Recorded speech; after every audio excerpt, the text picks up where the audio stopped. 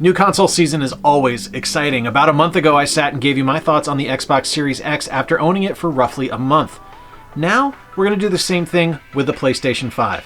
What's going on, everybody? Jay here from Square Pegs. If you're new to the channel, be sure to subscribe and like down below. And now, let's dive on into the good, bad, and indifferent about the PlayStation 5. Alright, so let's talk a little bit about the PlayStation 5 real quick. Now, I was one of the lucky people that was able to find this on Walmart.com. I ended up logging in one day, and over the course of about 2 hours of trying to add it to my cart and being denied, I actually got lucky and got one of the last ones available on a particular day. And about 3 weeks later, it showed up on my doorstep, and I was absolutely ecstatic. I'm a huge PlayStation fan. I've been playing PlayStation games since the PS1 era, and last generation, the PS4 was my absolute console of choice. So I kind of anticipated that being the way with the PS5 here. Opening the console was pretty awesome. The box it comes in is, I don't really know if massive is the right word, because it's kind of just absolutely gigantic. Like it's the size of a small suitcase, like a travel suitcase that you were going for a weekend trip. Yeah, it's like that big. It's a big damn box for a big damn console. The thing is just gigantic. Opening it, first impressions were it's got a really unique look. Like, I'd seen the renders of it and I'd seen the pictures of it, so I kind of knew what was coming. I mean, I think everyone did. Everyone made the Wi-Fi router jokes and everything like that, and it does look like a gigantic Wi-Fi router. But that's not to say that's a bad look. It's just a curious one. It's definitely different, and it's definitely not the utilitarian aspect that we received for the Series X, and it's all its friggy glory. I think it looks pretty neat. I kind of like the way it looks. And when you plug it in and turn it on, the first thing you're going to notice is just this rush of sound, like this massive whoosh. And I'm not going to lie, that really concerned me, because one of my biggest problems with the PS4 was that it kind of sounded like a small engine plane at all times. Like, it always sounded like it was going to spin up and just fly out of my room. But the nice thing about the PS5 is that quiets down real quick. You get this massive rush of sound right away, but then it dissipates pretty quickly, and you're left with a fairly whisper-quiet console. It's pretty awesome. But the real star of the show, honestly, for this console, despite how neat it looks, is the controller. Now, the controller has some heft to it.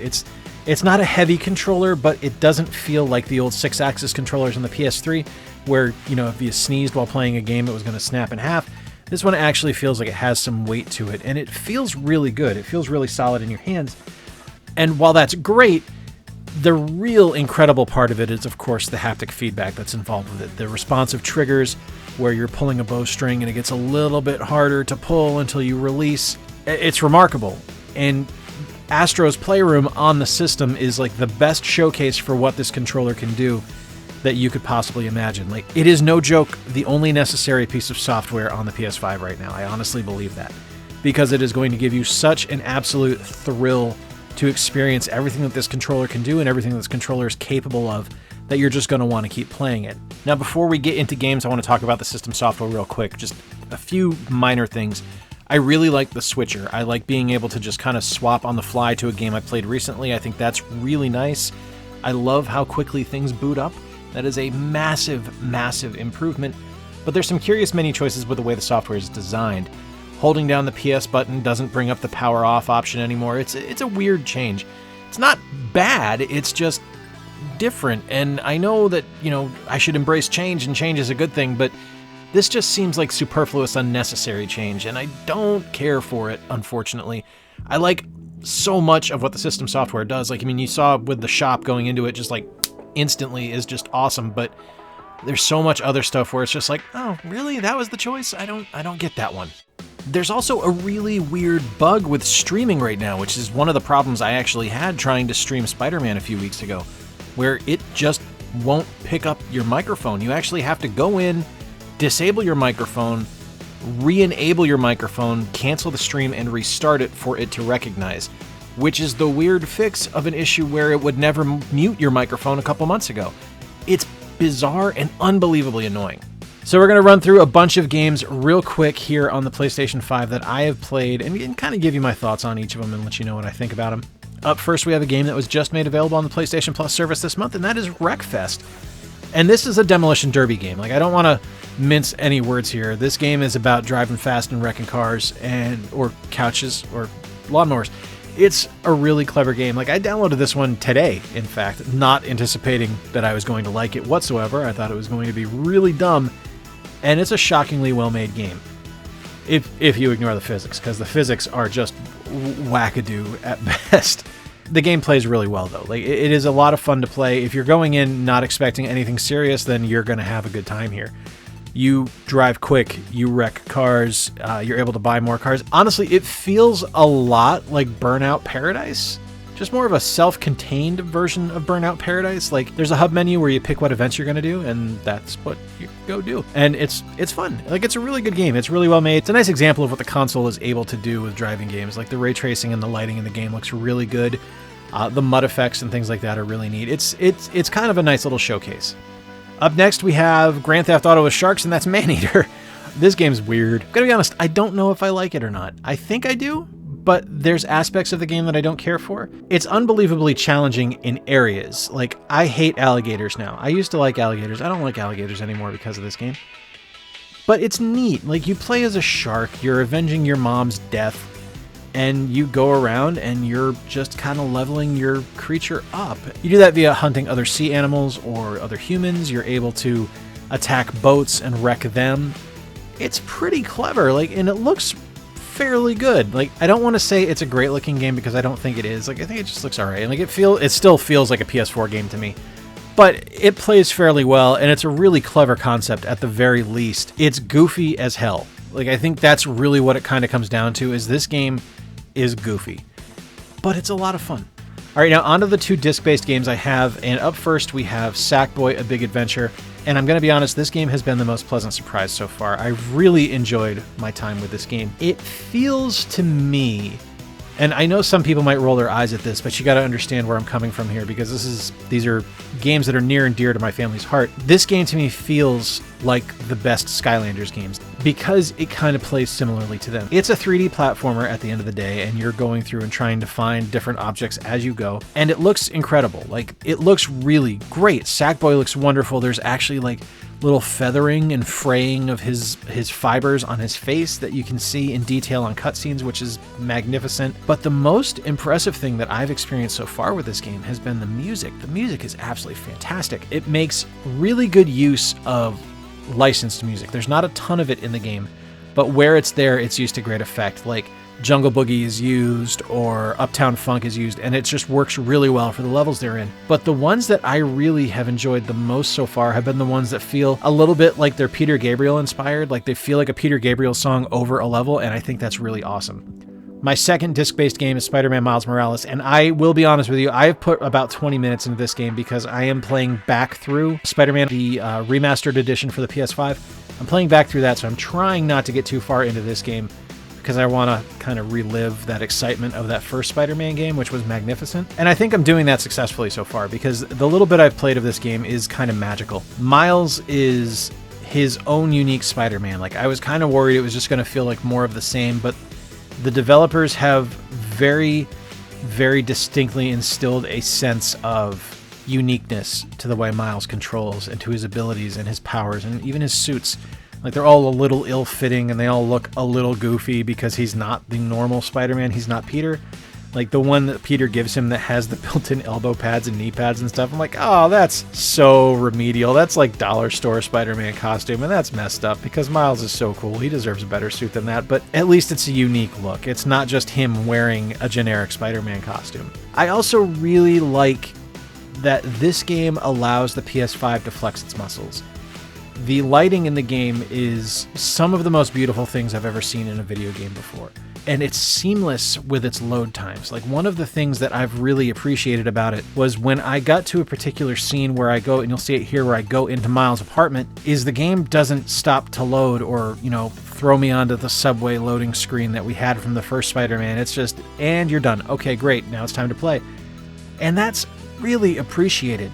So yeah, I'm pretty excited to get back to this one, but I want to finish the first Spider-Man before I get back to this one.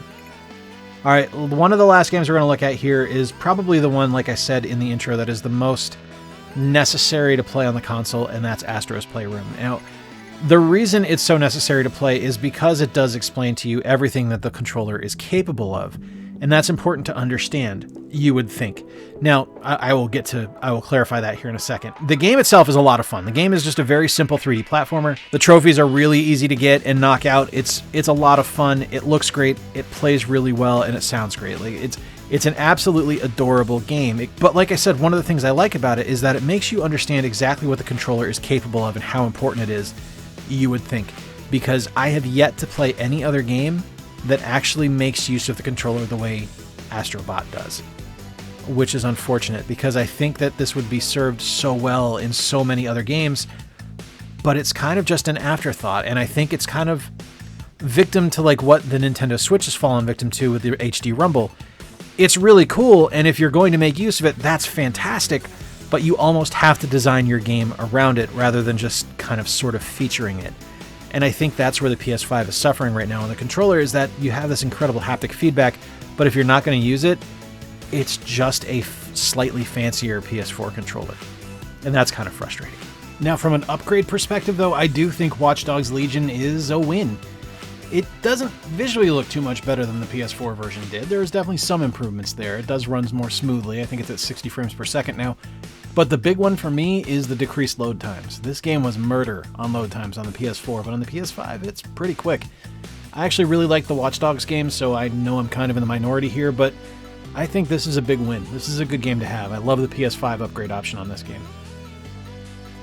So 1 month on with the PlayStation 5, and what do I think about it all told?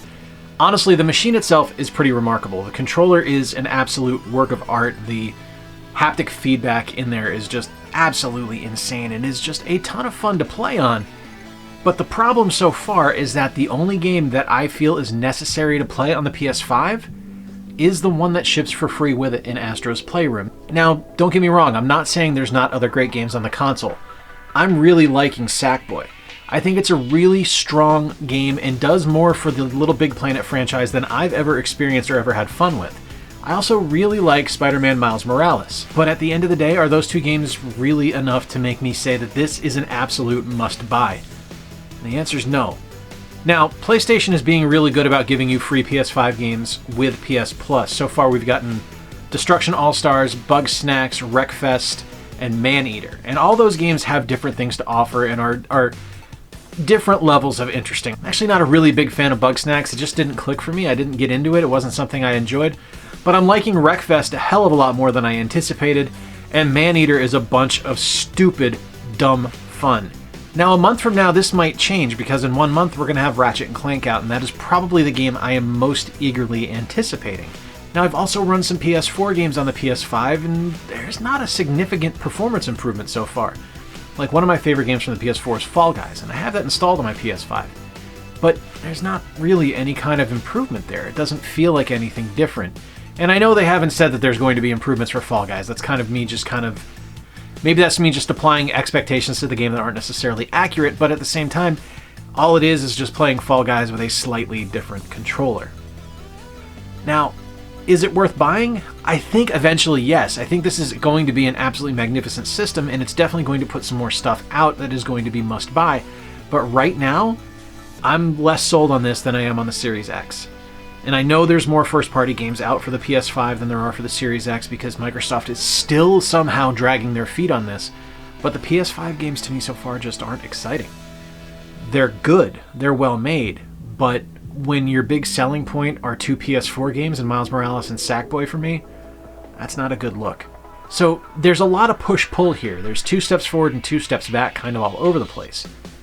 Does it perform well? Absolutely. I think it's a phenomenal, just unbelievably powerful system, but I don't know that that makes it worth buying. But again, that'll probably change in a month when Ratchet & Clank releases. When I first booted the console up, where it just wouldn't maintain a power connection for more than 30 minutes, I'd play and it would just die. And I actually had to do an entire database rebuild and reinstall the kernel from a USB device, which, not the best first impression, not something I really was expecting, anticipating, or accepted. Like, it really kind of pissed me off, I'm not going to lie. But since I've done that, it's been fine. The console's been running great, and it's been playing fantastically. I haven't had any issues with it. But at the end of the day, the one I turn on the most often is my Series X. And I think a lot of that has to do with the inherent backwards compatibility of it, as well as Game Pass just being an unbelievable value with just tons of great games on there. So yeah, it's an interesting console. I love my PlayStation 5, don't get me wrong. I know this sounds like a lot of belly aching and a lot of me kind of regretting the purchase, but I don't think I regret it so much as I realize I could have waited a lot longer for it. It's not something I needed now.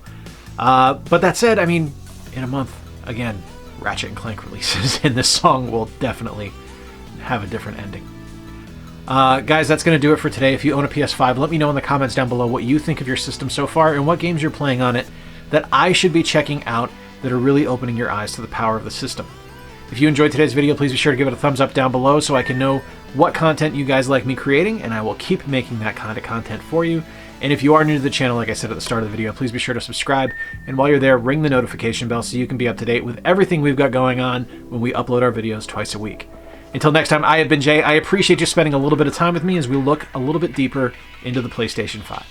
Until next time, remember to play more games, stay square, and take care. I'll talk to you soon.